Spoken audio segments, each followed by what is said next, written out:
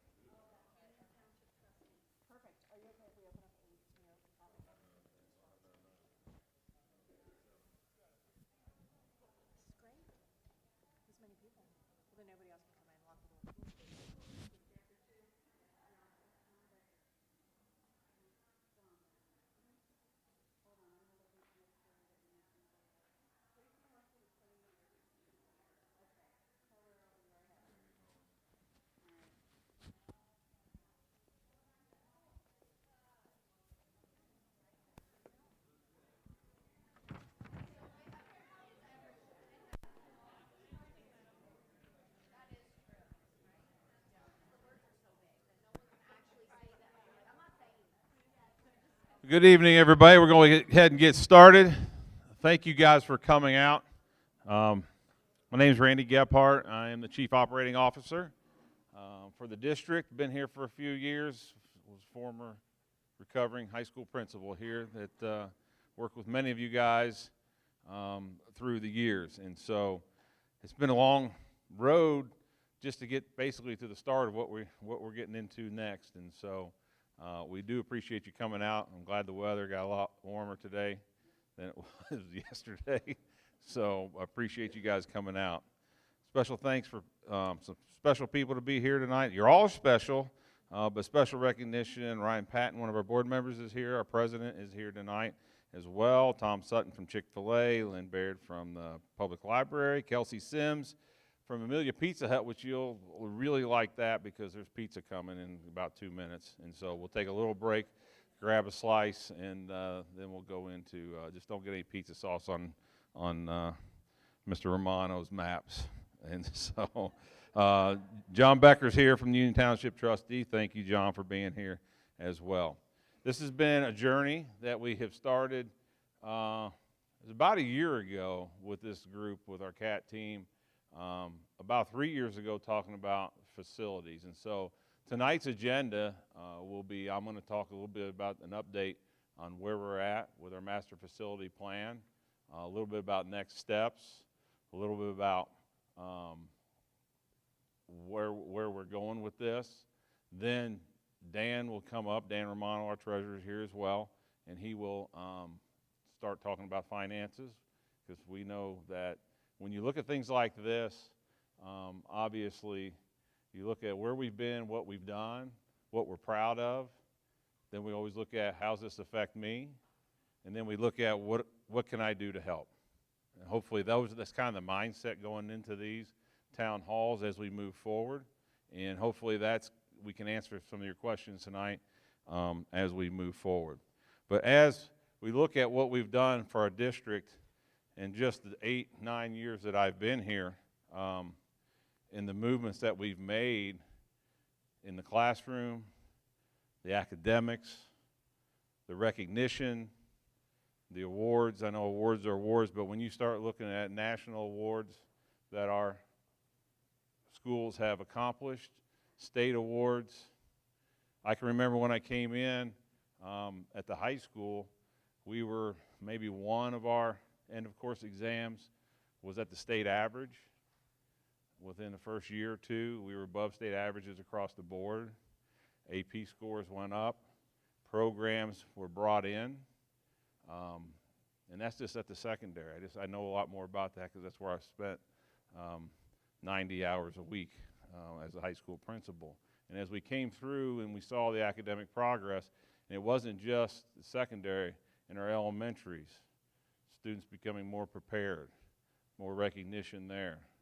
But we know that we had not where we want to be, where we need to be, as we need students to come prepared in kindergarten, and we need our students to be able to have a facility, a modern learning environment, so that they can excel and they can keep up with the people around us. And so those are really, really important things as we move forward, and the district's done an amazing job. Our superintendent, unfortunately, couldn't be here tonight, but you know how much passion she has about being transparent as well as student achievement, and about, you know, doing what's best for kids.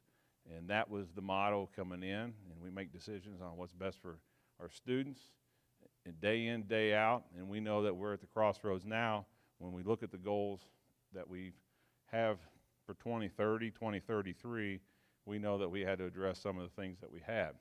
And so some of the things that you've seen that I just talked about, moving to 4 stars in the report card, getting momentum awards, being recognized nationally. These are things that, you know, being recognized as one of the best high schools in the country. Those are big things, and awards don't really tell what happens on a day-to-day basis. What happens on a day-to-day basis is what our teachers, what our staff do in the environments in which they work in. And so my job in the operations part of it is to make sure that we have the best learning environments for our students, provide the best learning environments for our students, and promote those. And so as we went into moving forward, we started many months ago into our facilities, taking tours. Our board meetings for a year were at all the different schools where we offered tours for people to see in the different buildings, and I'll go through some of the things that we identified. You know, we've had town halls. Many of you have been, how many of you have been in more than one town hall? Thank you. How many have been more than 10? I don't even know if we've had 10. But it feels like it. But anyway, so the town halls, and then we went into our master facility plan. And one of the things that the Board of Education has tasked us with is looking at our master facility plan. And when we do the master facility plan, we bring in experts in those areas. We bring in an architect firm, and Charlie's here tonight from SHP, that has been worked with us. We also talk with the state about state funding and where we're at as far as how much funding we would be able to acquire in a given calendar year, and that's with OFCC. And so when we look at those different things, those are the things that we looked at, and then we started the CAT meetings, and those started last February. And one of the things that we looked at when we started to look at the CAT team is, what do we look at as a district? And one of the unique things about our district is it's kind of half and half, maybe a little bit more, 60-40, because we have newer buildings. I say newer, they're not new, they're newer buildings, because believe it or not, that brand new high school is going to be 10 years old before you know it, which is shocking. But we have newer buildings, and then we have some older buildings. And so I put this little graphic together so that we can look at this, but this is kind of the things that we looked at. So when we started to identify our master facility plan, what buildings are we really looking at? What are the things that we have deficiencies in? Which ones are costing us the money? Which ones are we putting money into that may be at end of life? And so when you start to look at these, in West Clermont in 1960, which is before I was born, believe it or not, and you can see all the additions that have been made to West Clermont Middle School. And so some of those are additions, some I believe one auditorium, and then the latest thing you'll see back in 2017 was the connecting corridor that we put on the middle school that connected the two buildings. This kind of gives you an idea of where the districts, where we are. And as you'll see at the top, the focus of the CAT team was on our 3 aging buildings. Clough is up there, but Clough had some additions, or actually renovations, that were in 2020, where we added a gym and we added some, classrooms were renovated to new. So there were some things that we had done, along with some HVAC at Clough Pike. That kind of gives us a little bit of history of the district on where we're at, and you'll see 2017 is when we opened the doors of the new high school, followed by Summerside and Willowville, and then some of the things that we've done. And then the latest thing that we've done as a district is added modulars at Merwin. And you'll see that you'll see that as a short-term mitigation. So when you start to look at spacing problems, that's something that we look at when we look at facilities. So the CAT process, you guys have known, we've gone through this. You've seen this slide many times. Went through many iterations of what we think the district should look like, and looked at all the buildings that needed to be addressed during that. Came up with some ideas, learning environment, and what we wanted to see. Challenges that we had to look at, what we needed to solve. And these are the most important things, I think, as we looked at in the CAT process, is the aging buildings, overcrowded schools, diverting funds away from students, taking general fund money away from students to keep up with aging buildings. Aging buildings, when you have HVAC systems that are outdated, you have electrical systems that are outdated. Those things are very, very costly, and so to pay for those, we have to divert money to that. We know that we've said over and over again, and not many districts do this. I've been a part of several districts, and they wouldn't come out and say it, but not every address gets the same opportunity in West Clermont. And if you hide behind saying, well, everybody gets the same thing, and it's one size fits all, then you're not being very transparent, because we know that in one building, you're not going to get the same thing that's going to be in another building, and we don't think that's right. And so that's when we start to look at how can we take that and make that a true statement that everyone gets the same opportunities. Inadequate modern learning spaces, collaboration spaces, all the different things that we looked at were not consistent throughout our elementary buildings especially. And so those are the things, as the CAT team put that together. I threw this in here just a little bit on the aging buildings because everybody wants to know what numbers are and what's it going to cost. And so we have assessments done on our roofs. Chuck LaFada is our director of operations, and he is the one that oversees this as far as looking at things that we have to have as far as inspections, as far as roofing assessments. And when you look at buildings, obviously there's some areas that are very costly. You're looking at roofing, which you'll see some of these numbers are astronomical in the millions on these older buildings. You're going to look at HVAC and electrical. Again, those are the things that we look at. You can see a board that's one of the 12 or 11 boards that we have at the middle school. They don't make the parts anymore. So when we have to go in and replace it, we have to replace the entire system. So those are things that we do in older buildings that were built in 1960 or have had additions since there as well. So we focused in on the 3 older buildings, and HVAC and electrical is a big one. Asphalt and windows are another one. You know, and it's not to scare people, it's not to say anything, but these are the facts. And so when you look at the windows, none of us would want those windows on our house, especially not yesterday or the day before. And so those are windows at Holly Hill, and those are going to need to be replaced. And so you start to look at those things, and then when you start to look at the master facility plan, you start to look at, okay, so do you want to renovate, do you want to replace, or do you want to add on? And that's part of the process that we went through. And so the proposal that was made to the Board of Education from our CAT team, who worked very, very long and went through a lot of meetings and had a lot of great discussions, and this was the CAT plan that they had come up with. So they presented this to the Board of Education. Board of Education then came back to the administration and Mrs. Adams and her team and say, look at this, look at the operational costs, look at the feasibility of this plan, and does this help all students? Our board wants every student to benefit from any type of plan that we put together. And so we went back, worked with OFC, worked with our architects, and we added and looked at what the additional scope would mean so that we could say that this is a district master plan that students throughout the entire district would benefit from the plan. And things that we came up were additions to WT. WT, believe it or not, has very little collaboration space. It needs upgrades in the media center. It needs more classrooms.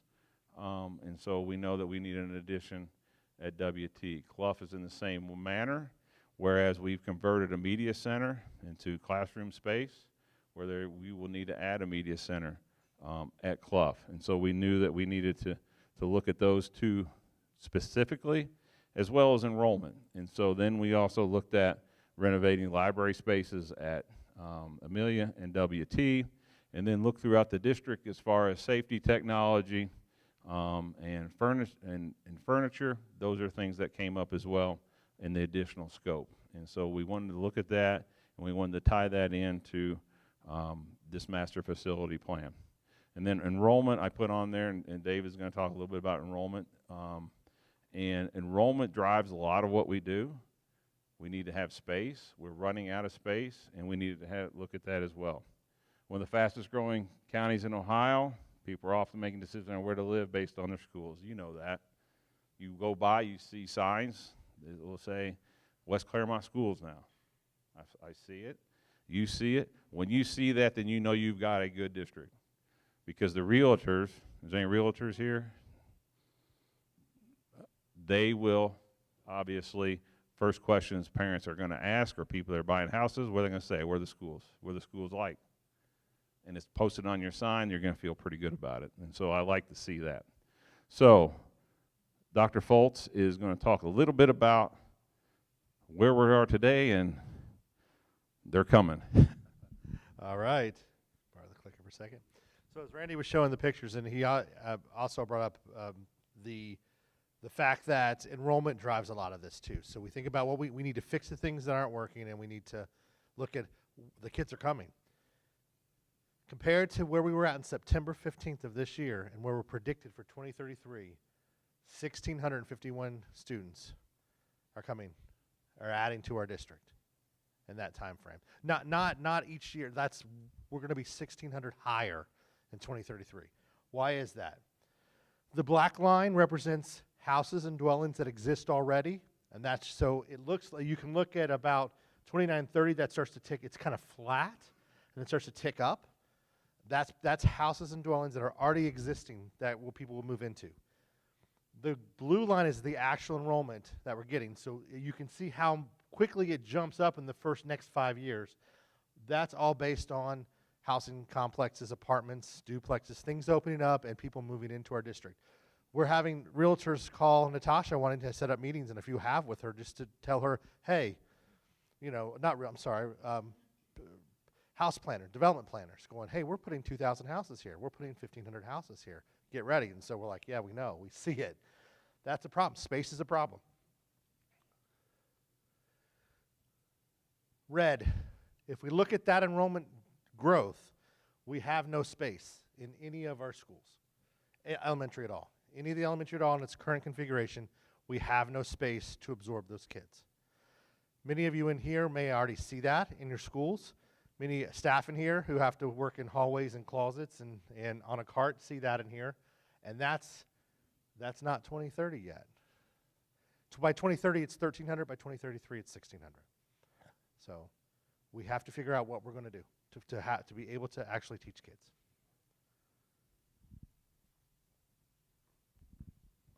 Thanks, Dr. Foltz, I think.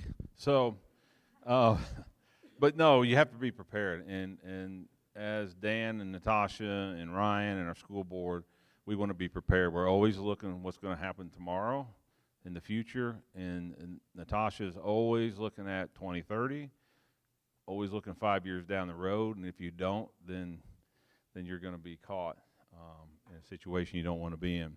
So as we looked at these, we again looked at all the different things that we went into.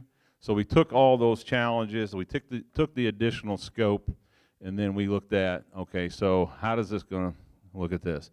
We also got with OFCC in some of their master plans, and the idea of a new elementary school that was comparable to the other elementary schools to make it consistent throughout the district of where we would have somewhere between 725 in most of our elementary schools. Emilio's built a little bit bigger at 800, and this was the modified cap plan that we had put together. This, as you see, will show the additional 8 classrooms at Clough, along with a media center, additional 175 students at WT, also additions to or improvements to their media center as well. The new 5-6 and new 7-8 building, which would be on the middle school campus. And so you say they will function as 2 separate buildings on that campus. You say, well, we want to get smaller. One of the big complaints that I've heard in the years I've been here is the middle school is too big, and this kind of accomplishes that as well, to get those learning environments to a smaller capacity and much more focused in on that middle-aged child. And that's one of the things that when you're in a modern learning environment, the building should reflect the age level that you have in that building, and those buildings do not. And so that's one of the things that we looked at. We know we've always had comments about the middle school since I've been here, and about the size, about the turnover, about the things that have happened there, and we think this is the best plan. This is the best plan to create that smaller learning environment for our middle-aged students. And then the high school stays basically the same as before. So this comes up with a total project cost. These are all estimates. Okay, this is 2024, or no, it's not. It's 2025. Goodness gracious. And so now, these are the estimates that as we talk to our architects, as we talk to the state, these are kind of the things that we expect as far as the funding goes as we move forward. People ask, well, how long is it going to take? We were spoiled for the high school. I say it all the time. High school was built in a couple days, it seemed like, but that was a project that was really pushed very, very quickly. I was here for the last 8 months of it, and I know what happened in the last 8 months. 24/7, people in the building constantly. When I came in April, I was still in a hard hat all the way to August. So we know how fast that went. So basically, when you look at it, we will have a bond issue, or we'll have a ballot issue in May, on May 6th. If that ballot issue were to pass, who does this affect? This year's kindergarten class would be the first class that would be in the new 5-6 building.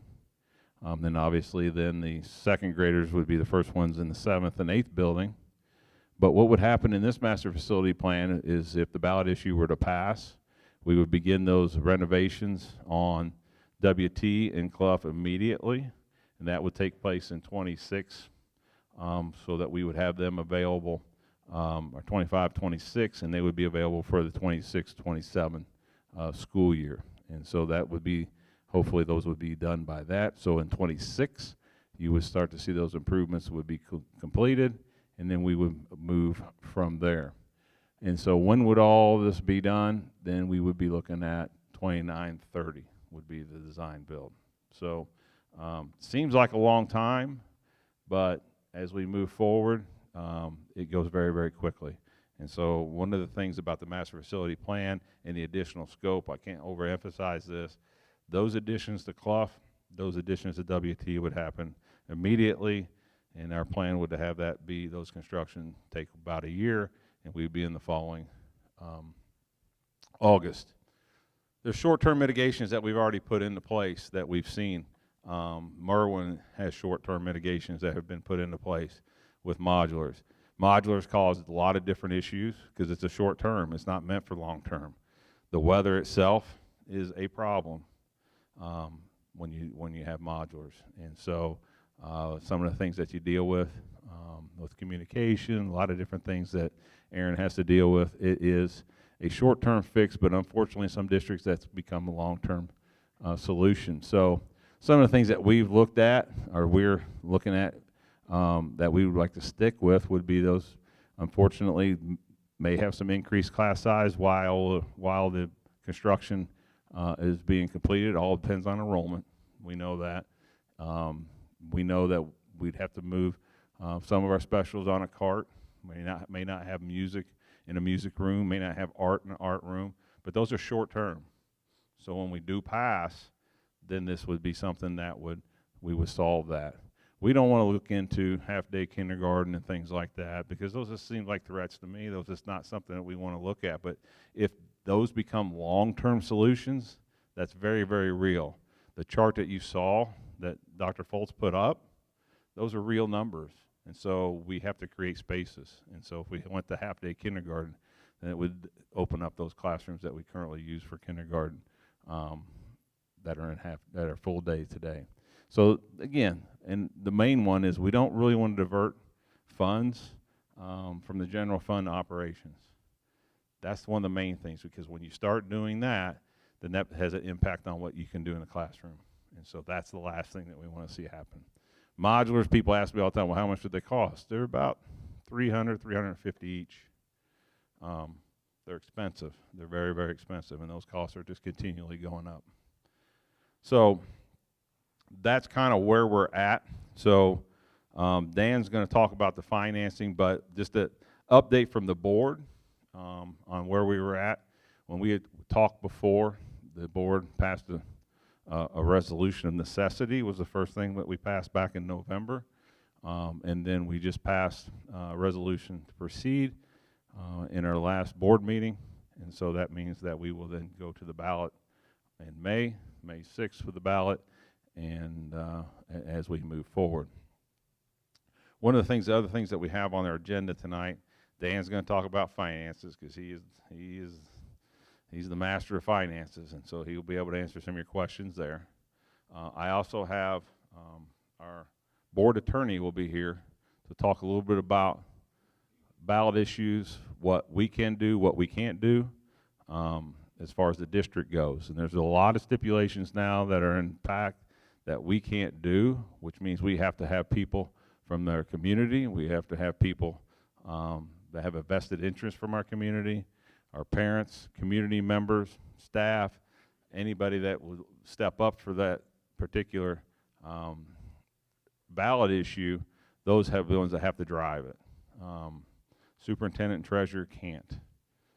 I can't. And so it has to be a grassroots movement. It has to be somebody that we have to have people step up and take on this role if we're going to be successful in May. And so I have our attorney coming in to talk a little bit about that, because he's the expert. When you want to learn about finances, you bring the expert in. You want to learn about the law, you bring the expert in. So that's what we wanted to do tonight as well. So we're going to take a really quick break because if you want some pizza, it's here. It's hot. And we want to thank Amelia Pizza Hut for doing that. So if you want to go grab a slice real quick while we get set up for the next one. And we want to thank Kelsey Sims for donating that. So if you want to get a piece of pie, real quick, go, and then we're going to start in 5 minutes.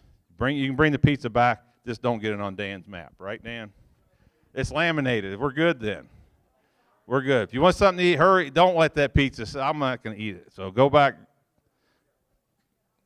Go ahead. Help yourself.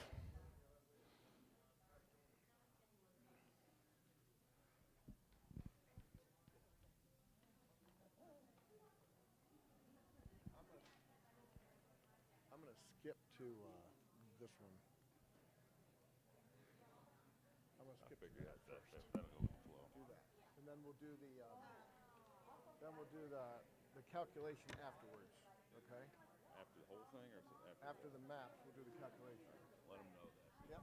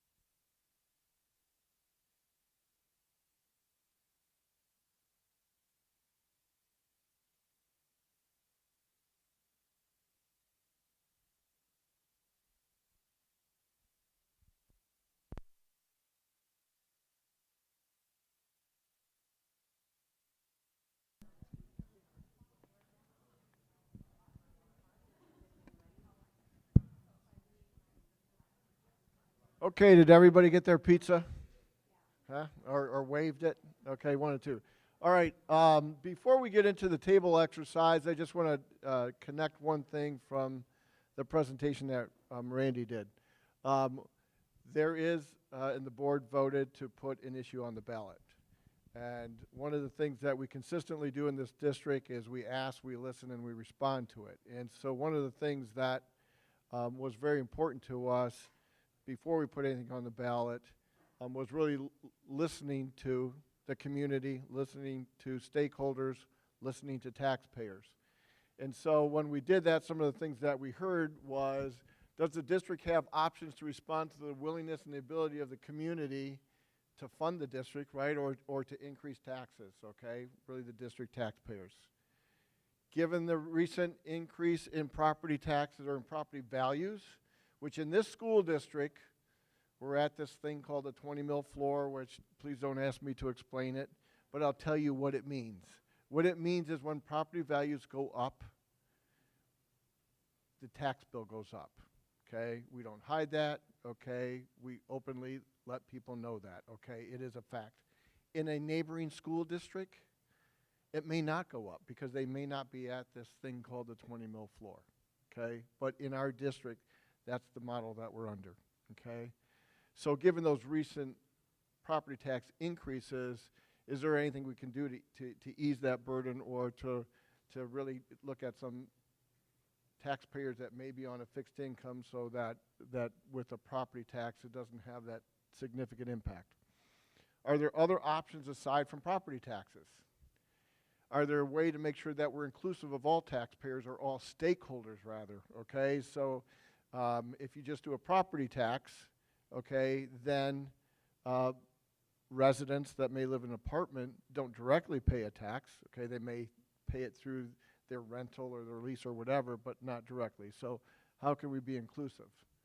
So one of the things that we discovered is with funding facilities, okay, which traditionally in this state, funding facilities is just done through, everybody uses the term bond issue, because historically it's just been with property taxes, okay? A school district or even some other local government entities can put a bond issue on the ballot for a fixed dollar amount, and then there's a calculation to say, okay, how much does it take to pay that bond issue over 37 years or 30 years, whatever it may be, okay? What's the millage to do that, okay? So if the district were to do a traditional funding or financing, and the district was looking at $154 million financing, okay? What Randy had said is that the project is $192.3 million, and we get some support from the state, okay? They're paying a portion of it. Our portion is $154 million, okay? If it was just a property tax, that'd be 3.7 mils, okay? The second question is who pays on that? Property owners, okay, and property owners are typically the homeowners. Commercial, so they have some sort of business. Industry, right, they make something, okay. Agriculture, right, they grow something, okay. Public utility, okay. So those categories of property owners would be funding through 3.7 mils, the 154 million. Go to the bottom, okay, we can do an income tax, 2 types of income tax for school districts, okay? One is just on adjusted gross income, so your wages, your income on investments, your retirement income, Social Security, or other types of retirement benefit, that's adjusted gross income. What we looked at was earned income, okay? Earned income is just really on wages. It does not include Social Security. It does not include earnings on investments. It does not include any other retirement income, whether it's from a 403B or some other retirement mechanism that you have. So those are not taxed on the earned income. So when we looked at that to finance that $154 million, it would be a 0.5%. That's the bottom line there, okay? A 0.5% to do that, okay? Then and then, by the way, so who pays on that? Okay, you have to be a resident. Okay, so on the earned income tax, okay, a school district income tax, it's the residents. Okay, so the distinction between that with most local income taxes, typically a city or a village, okay, that can do that. It is on working within that local government, okay? I'm not going to explain tax laws, but typically there's where you live and where you work, and there's typically some reciprocity agreements so that you're not paying twice, okay? You're only paying it once, okay? So, but in a school district income tax, okay, it's the residence. It's where you live, okay, if you live in the district, okay? If you work outside, yes, you still pay it because you're a resident, okay, to do that. All right. So if we combined it both, it splits everything in half. So instead of 3.74 mils, it's 1.76 mils, okay? But then again, we wanted to make sure we included the other type of taxpayers like commercial, industrial, agricultural, public utility, okay? If we just did income tax, it would not include those, okay? It would not include those stakeholders, and they are stakeholders, okay, to school districts. On the earned income tax, it would be 0.25%, okay? So 1/4%, okay, to do that. Again, just on wages, okay, within it. So that's there. All right. We're going to go through a tabletop exercise, okay? When that is done, then we'll kind of do a little debrief, but then we'll also go to we'll have it at the tables on what is that impact of 1/4% on wages? What's the impact to a property owner? 1.76 mils. Okay, we'll go through that exercise at the tables too quickly. Okay, we'll walk through that. All right. So Run Dave through real quick. Just jump him in. I'll save you some money from our attorney. I'm always thinking about you. Dave's here, so I thought we'd go ahead, and we've been talking about the ballot issue. We're talking about where we have to go, what we need. And as I talked before, we want to talk about where we've been, how does this affect me, and what can I do? And so we wanted Dave to come in and talk to you a little bit about what it means to be on a ballot and what people can do, what they can't do. So thank you, sir. All right, thanks, Randy. Well, thanks for having me, folks. So I am legal counsel for the school board. I help them maneuver through some challenging issues from time to time, and this is one of those challenging issues that school districts really need to kind of dot their I's and cross their T's to make certain they're doing things correctly. It's been a subject of some scrutiny lately from the Auditor of State, so they've asked me to come in and talk to you guys about what you can and can't do. So there are many statutes that cover this subject. One of the most common ones is Revised Code 9.03, governing use of public funds. I'm not going to go through all the different entities that it covers, but it includes public school districts like West Clermont. So the law essentially says that the governing body of a political subdivision, which includes a school district, may use public funds to distribute newsletters or to use any other means to communicate information about the plans, policies, and operations of the political subdivision to members of the public within the political subdivision and to other persons who may be affected by the political subdivision. I'm sure many of you have already been on the district's website. They have wonderful videos, FAQs, all sorts of great facts about the bond issue, about the master facilities plan. All of that is perfectly permissible. It's accurate, it's factual, it gives people information. What you have to worry about, though, under this statute is no governing body of a political subdivision shall use public funds to support or oppose the passage of a levy or a bond issue. So you look on the district's website, you don't see anything on there that says vote yes on the upcoming bond issue or support our schools or anything that would infer how a voter needs to vote on this issue. It's all factual in nature. So when you talk about school district communications, you're allowed to communicate factual information about the bond issue. You can provide updates on the district's finances, operations, and facility plans, and the district has done a great job of doing all of that. You can even include information on how to contact the bond issue committee, whoever that might be. And the administration can also answer questions. So if the committee members want to come forward and learn more about the master facilities plan and whatnot, they can sit down with the administration. Administration can provide them with factual information. What is not permitted is any type of school district communications that encourage voters on how they should vote on the bond issue.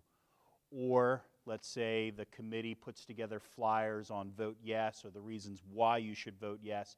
You can't have your teachers put them in the kids' folders and send them home at the end of the day. Same thing with it, using any type of copiers, papers, or district emails to create or disseminate bond issue committee communications. So other do's and don'ts.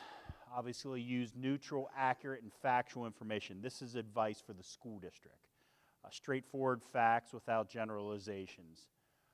It's fine to use financial report, facility studies. Dan was just up here giving you some reporting on the finances. All of that's perfectly permissible. Where you get into trouble is when school district communications overtly say vote yes, support our schools. Some districts have gotten into trouble when they've actually included bond issue materials or, let's say, photographs of the vote yes signs in their publications. You can't do any of that. As far as school district resources, the school district can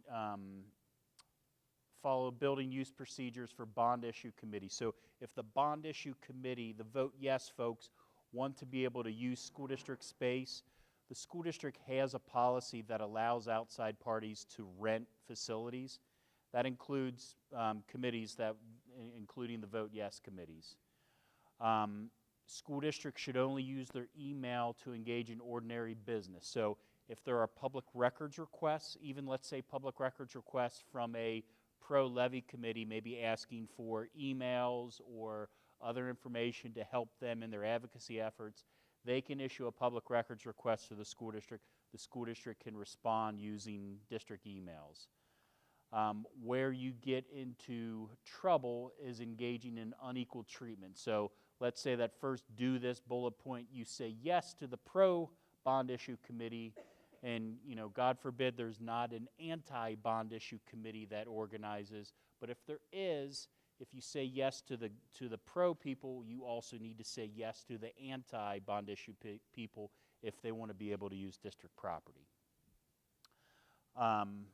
You can't have school district email to be used for any type of bond issue advocacy activity. So there should be no employee emails being sent out to essentially advocate for passage of the levy, no board member emails, no administration emails, none of that. You can't use the school district's bulk rate for postage for mailing out campaign flyers. And the biggest thing that I've seen districts slip up on is you can't store the levy flyers, you can't store the levy signs actually on site at the schools. All right, so the statute doesn't prohibit utilization of a school employee or a board of education member's own time to speak in support of or in opposition to a candidate, recall, referendum, bond, or bond issue. That's because when you are off the clock, you have First Amendment free speech rights, which includes if you are in favor of this bond issue and it's your own time, you can advocate for passage of the issue. The catch is, when are you truly, and I'm talking probably more to our administrators here, when are you truly on your own time? Superintendents, oftentimes it's a 24/7 type job, and that's where you got to be careful. So what do we mean when you are on your own time? If you are a Board of Education member, anytime the Board of Education is not being compensated by the district for attendance at public Board of Education meetings. So as long as you are not advocating at a Board of Education meeting, all other times you are free time to be able to advocate for the passage of the bond issue. For district administrators, it's going to be any time they are not performing their job duties for the school district. So you may be at a football game and the building principal likely would be considered still on the clock because they need to make certain that discipline is being imposed and things are running smoothly. But Dan, as the treasurer sitting in the stands with his family, probably wouldn't be considered on school district time at that point. So he could wear a vote yes pin on his shirt or a vote yes t-shirt or whatever the case may be. But your football coach coaching the game cannot be wearing advocacy pins or anything like that. So that's where, especially after the Auditor of State has issued some guidance on this, really the use of community members to have an organized campaign to support the passage of this bond issue. It's more important than ever before. So, school employees, when advocating for a ballot issue, they can't be on the clock for their employer. It's usually an easy analysis for, let's say, teachers, because teachers have a set schedule that's spelled out in their labor contract. We start at this time, we end at this time. Same thing with kind of your non-teaching employees. It's harder for administration to know, okay, when are you on the clock and when are you not on the clock? The other thing is, if you're going to advocate, it needs to be at your own expense, using your own resources. And the Auditor of State issued some kind of peculiar guidance, in my opinion, that said one of the things they'll look at is use of your school district job title. So let's say you're writing a letter to the newspaper, an op-ed piece on why the bond issue should pass. You're fine signing off on Dan Romano, but if you sign off Dan Romano, treasurer of the West Clermont School District, the auditor may bristle at that. Same thing for principals, same thing for teachers. I don't understand it myself, but they made that distinction in their guidance, so be careful on that. The auditor also said you can advocate during a work day if you take a vacation day, if you take a personal leave day, something that indicates you're being paid and off work at the time. You can take off work to attend any type of rallies or things like that. You can't advocate during board meetings. That applies to board members, that applies to employees. And you can't advocate at any school events where the employee is being paid to be present as part of their school district employment. So again, understand, are you truly on the clock at some of these activities, or are you there as a parent, are you there as a community member, things along those lines. And that includes wearing things like campaign buttons and shirts. So best practices. When advocating for a ballot issue, you need to have a strong and organized vote yes committee made up of community members. Board members, when they're acting outside of their actual board meeting time, can help with the campaign. They can attend rallies, all of that good stuff. But they need to be careful, again, not using district resources as part of their advocacy. Email is the biggest slip up I see. Ballot issue campaigns should be the ones that are soliciting companies and persons to distribute towards the campaign to pass the bond issue. I represent a lot of school districts. I never get letters from the treasurer or the superintendent themselves. It's from somebody privately on private letterhead that asks for those type of campaign donations. So just be careful in how you send out those communications. The district has a fair use policy, so that means the bond issue campaign can get permission from the school district to use the school district's name and logos on campaign communications. Other things as far as campaignings go, the Auditor of State actually said you can allow the bond issue promotional materials, so the vote yes signs can actually be placed on school grounds if given permission. The only thing you got to be careful of is if you have an anti-bond issue campaign, they have to be given fair access as well then.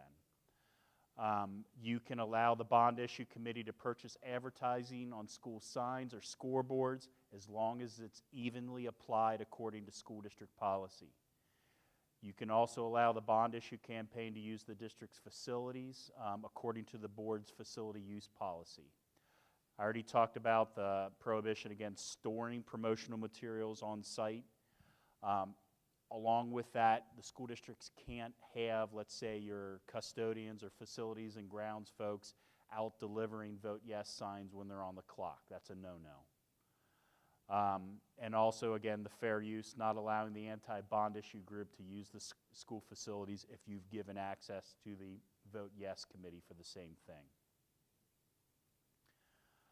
So, additional advice.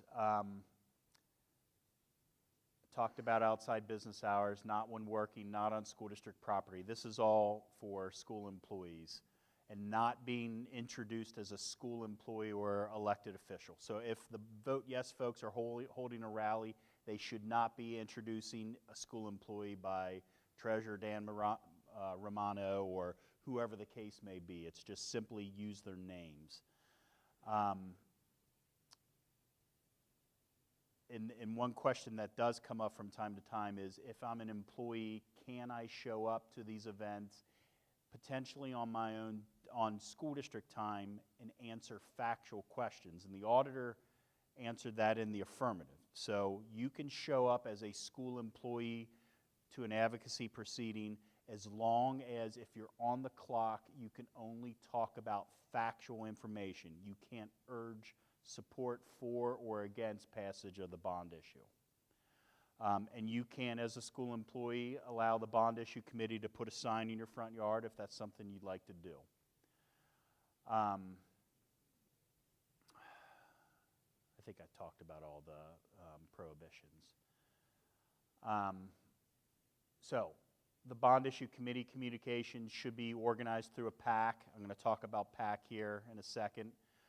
They can use publicly available information, including facts given by the school district. They should have a strong social media presence out there, but they can't use school district email accounts to send out their communications. They can't use content that was created by the school district as part of their communications. They can include links, but they shouldn't be using it word for word. They shouldn't include endorsements using administrators' titles. I talked about the caution when administrators speak at bond issue committee events. They can only speak to the facts and not engage in advocacy when at those type of events. So, turning to political action committees, a PAC is formed for the purpose of raising and spending funds to support or oppose a local ballot issue. And those are the statutes that govern the makeup and structure of those PACs. A PAC is created when you have a group of citizens who support the ballot issue. They need to, generally speaking, identify a treasurer for the PAC. Dan, that can't be you. They need to file the designation of treasurer form. They need to get a federal tax ID number. They need to open a bank account. And there are certain reporting requirements from the Secretary of State and local board of elections in order to be recognized as a PAC. The PACs are able to solicit employee donations as long as it's not done through administration. There is a statute that says no public employee shall solicit a contribution from any person while the public employee is performing the public employee's official duties or is in those areas of the building where official business is transacted or conducted. So this means if you're going to solicit school district employees for donations to the committee, it needs to come through the PAC and not through administration or other employees. So PAC contributions by employees. School districts can contribute to the bond issue committee, but they can't be coerced, intimidated, or threatened, essentially, because that person makes or does not make a contribution to a PAC. and take care in communicating with school district employees to ensure that nothing is construed as coercion. Again, this should all flow through the PAC. It shouldn't be done through school employees. And then there's a statute that authorizes payroll deductions actually from employees' wages and salaries for purposes of supporting a PAC. But it needs, the employee can revoke authorization at any time. It doesn't affect any deduction that's already been made, and the school district needs to maintain authorization forms for employee deductions for at least 6 years. So that's it in a nutshell. I was told to kind of keep it tight. So does anybody have any questions?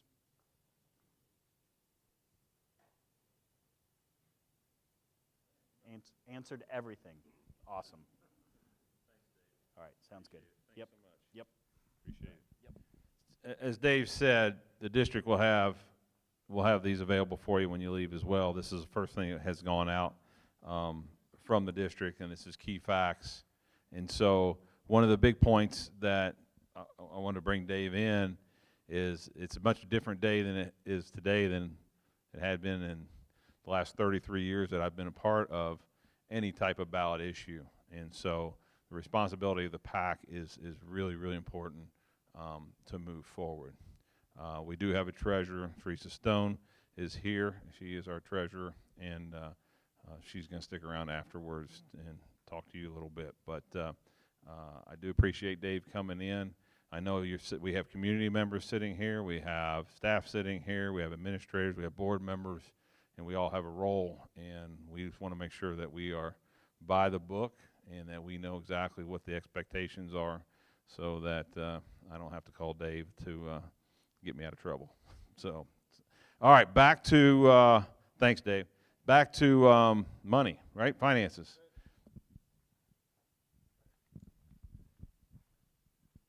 All right, the first thing that I need you to do, since you've been sitting a little bit, is just everybody stand up for 2 seconds. All right. Just kind of move around because you're gonna be doing the session for about 45 minutes. He originally gave me 60, and then he keeps cutting it back down and back down. That's right. Okay, go ahead and have a seat back down. Okay, just wanted to get the blood flowing. All right, so at your table, you probably already met your table facilitator. If they could raise their hands so everybody recognizes them, right? Did everybody at the table introduce themselves to each other? All right, you got that, so you know who you are and you should be comfortable. Okay, so this tabletop exercise, and you can probably tell because of the visual, was actually created 24 years ago. Okay, that visual is 24 years old. The connection with West Clermont was the superintendent at that time, Michael Ward, was part of a Council for Academic Excellence, which was the resource team that helped create it. So things kind of have some connection over time with that. What we're going to go through, and really with this tabletop exercise, we're going to talk about 4 different things. One, who are our stakeholders in public education? Who are our stakeholders in this school district? 2 is, where do we get our money from? Okay, where are those sources of revenue? Okay. 3 is, how do we spend our money? Okay, where's it go? Once we get it in, where's it go? And the 4th thing is, why invest in public education? What are the outcomes of education that we all want, all stakeholders want with it, okay? So this is part of a school finance literacy exercise. It's been done not just in Ohio, but pretty much all over the country, actually in a couple other countries to do.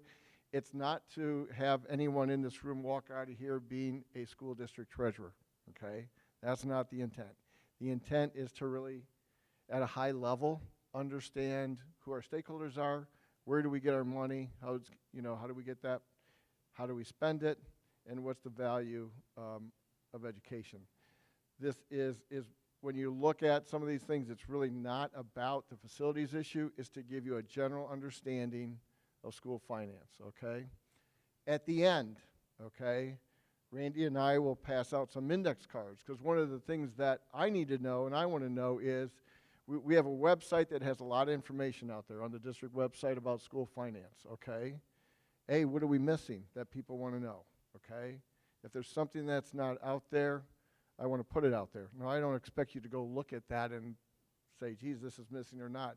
But if there's a question, okay, that you have about school finance, we need to know what that question is, okay? We're putting together frequently asked questions, and everything's wide open to it, okay? So at the end, we'll get that distributed to it. So, again, there's four or five sections in this exercise. We'll keep time up here because we'll keep things moving, okay? But what I'm going to do is turn it over to your table facilitator, your table coaches. I'll keep time up here and let you know when to go to the next section, okay? So take it away. What's the time on this first one? Let's just give them 8 minutes.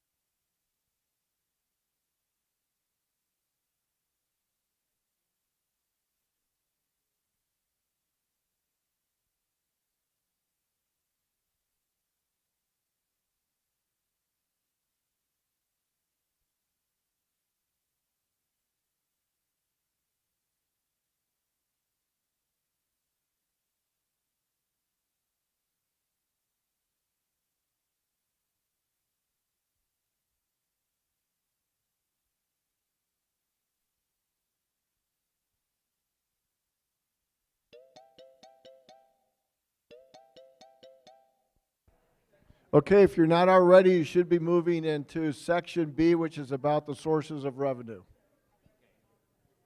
And have some fun with this section, okay?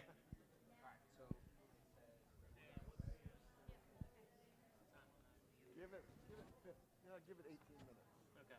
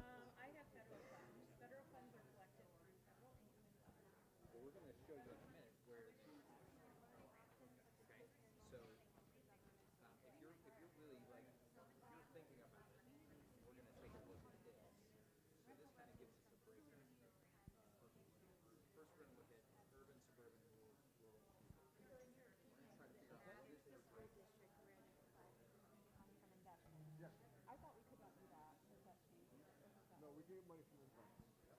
So, yeah. Always been true. I guess in the past I always thought people have said, like, why aren't you using excess money away and then saving, like putting it into an investment to grow it for rainy day? And I thought that it was because the money that we sometimes have allocated a certain way. Right, when we have money in the bank, it's always invested. So when I set up the accounts, even on checking accounts, whatever, it's But invested. like in options trading. No, we can't do that. You can only do it in. Okay, there we go. That's what I was thinking that you meant by investing. Government securities. That's it. Okay, all right. Exactly that. Gotcha. Low risk. Very low risk. Good question. We'd be banking, right? So in your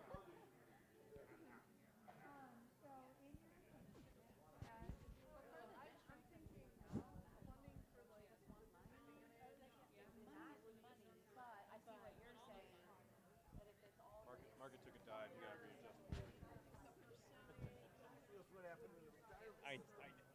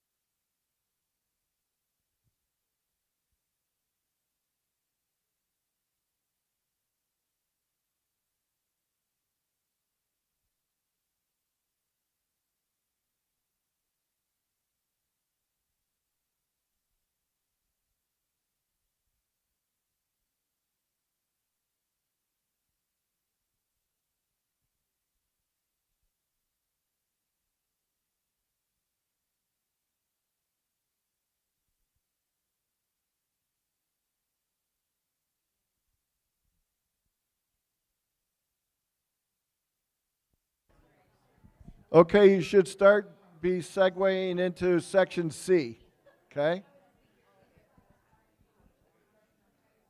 Finish up B and move into section C.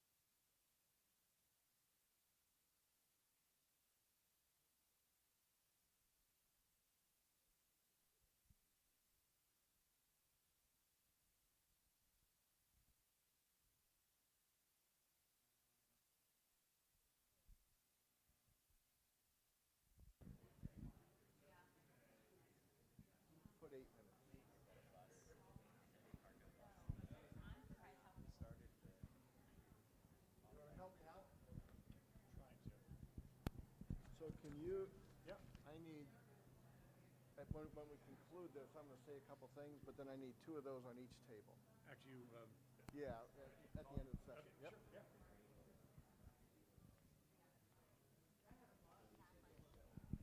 All right, you should be moving into the last section, okay?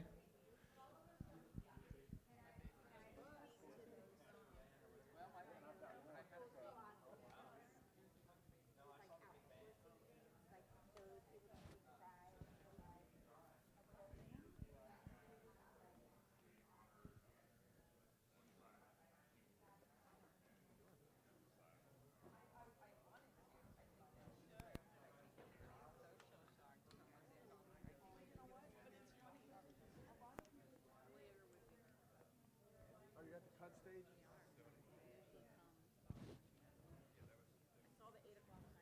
We're gonna start.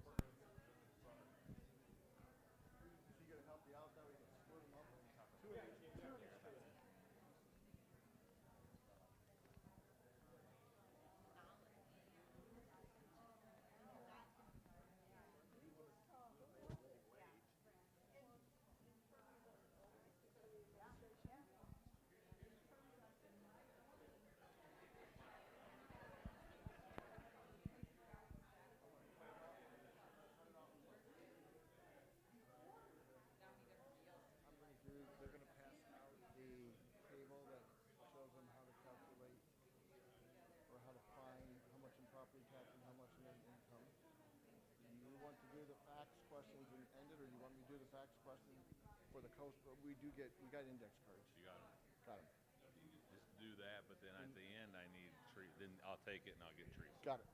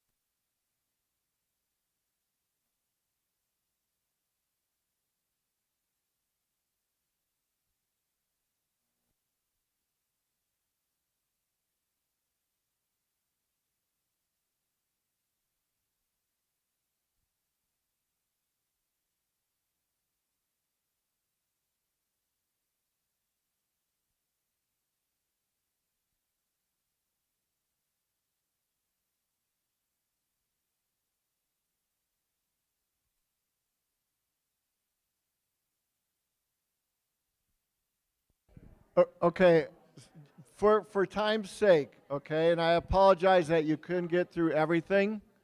Okay, what I'm going to ask the facilitators to do is to go to the very last question. Okay, and the very last question, I'll do it because I know this one.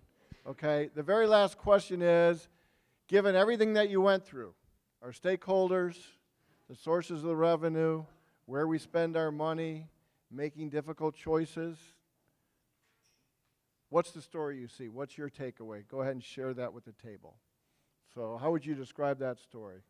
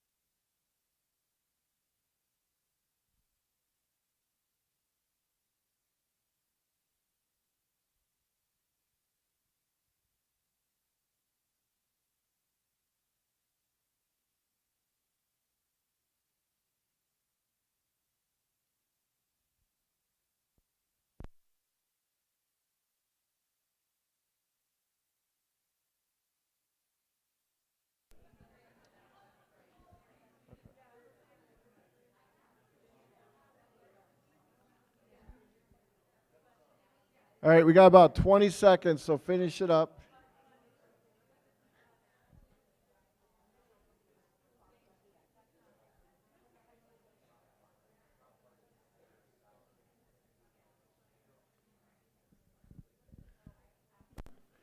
Okay, so first of all, I apologize that we didn't have enough time. Quite frankly, what we do, as treasurer, we try to stuff 10 pounds into a 5-pound bag, and that's kind of what happened with this exercise, okay? Secondly, thank you, not just for your time here, but the openness of your conversation. I walked around at all the tables and I was listening to the whys when you were doing your placements and the things you were doing, and everybody was very open. Someone even said, "Don't be offended," and trust me, I've done this for 1,000 times, and I don't get offended by different things. But your openness on your conversation was really good, so thank you for all that, okay?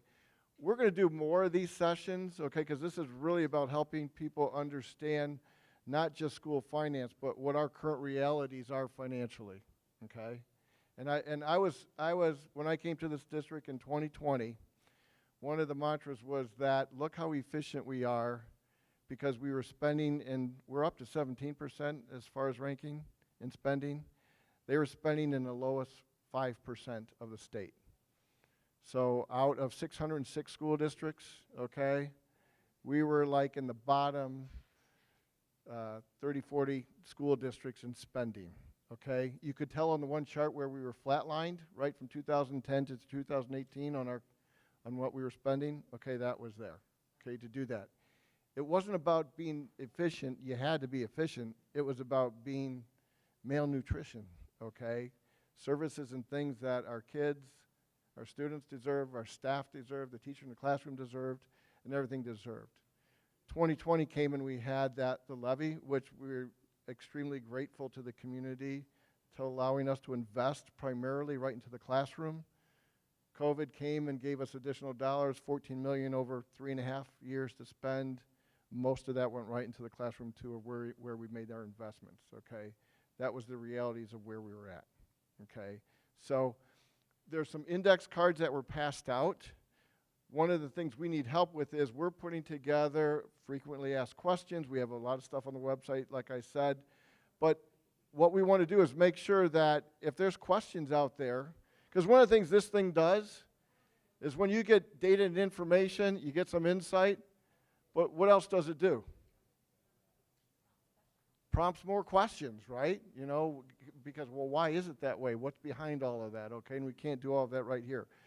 But we can get those, if we get those questions, we will put the answers out there for everybody, okay? We will do that. We've got to start, but it's not what I want you to know, it's what you want to know, okay? So that's what's important to us. So that is there. The last thing I want to do, and then I'm going to turn it back over to Randy, is one of the questions that we get is on the, now I'm going to jump from the school finance, kind of connected, but on the ballot issue, okay, one of the questions is, how do I calculate what if I'm a resident, how do we calculate what we're going to pay, okay?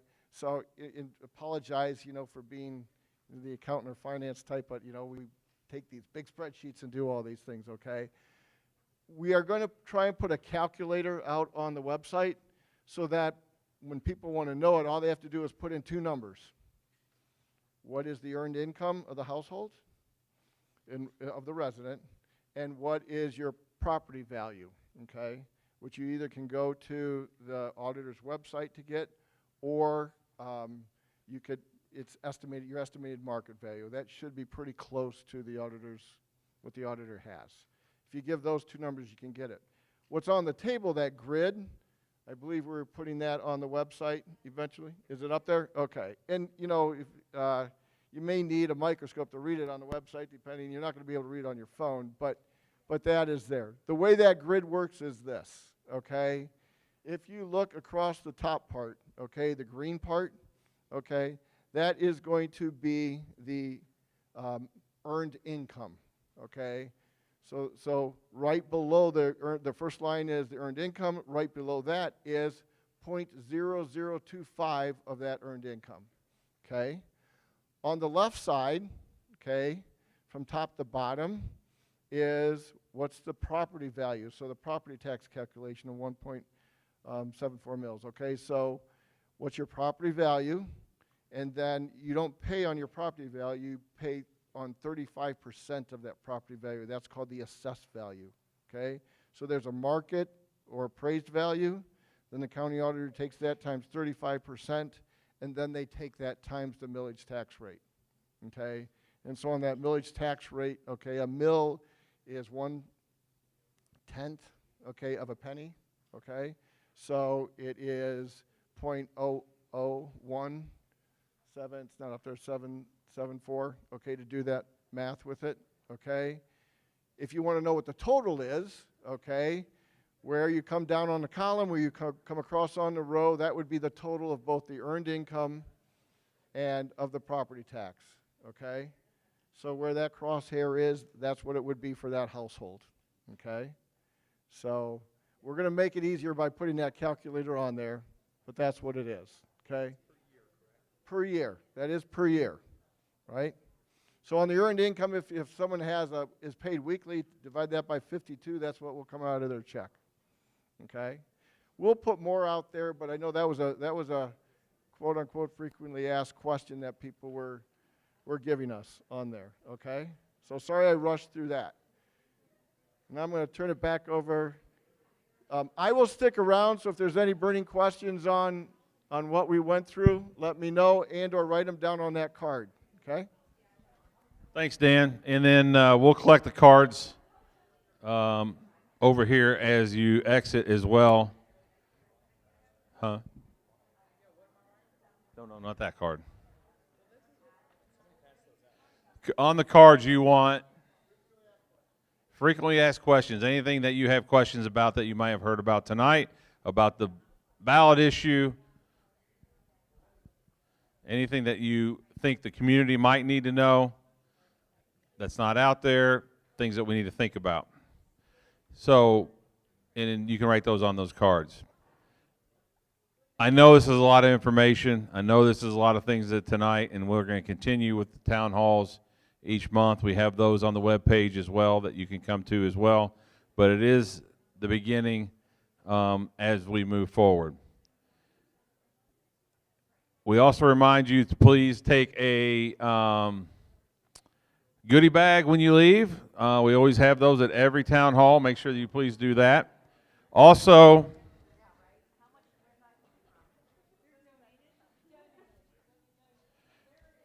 we do have key facts sheets that you can take as well.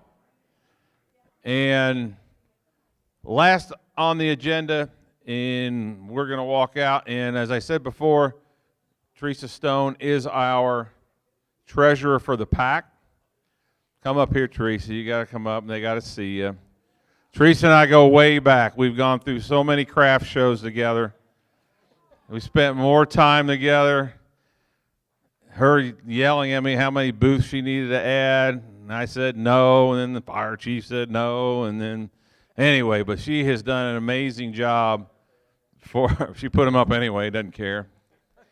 Get those vending machines out of the way. But so she's done an amazing job of just being such an advocate for our kids. And the craft show money goes to scholarships. And we average anywhere from $25,000 to our highest number is $35,000.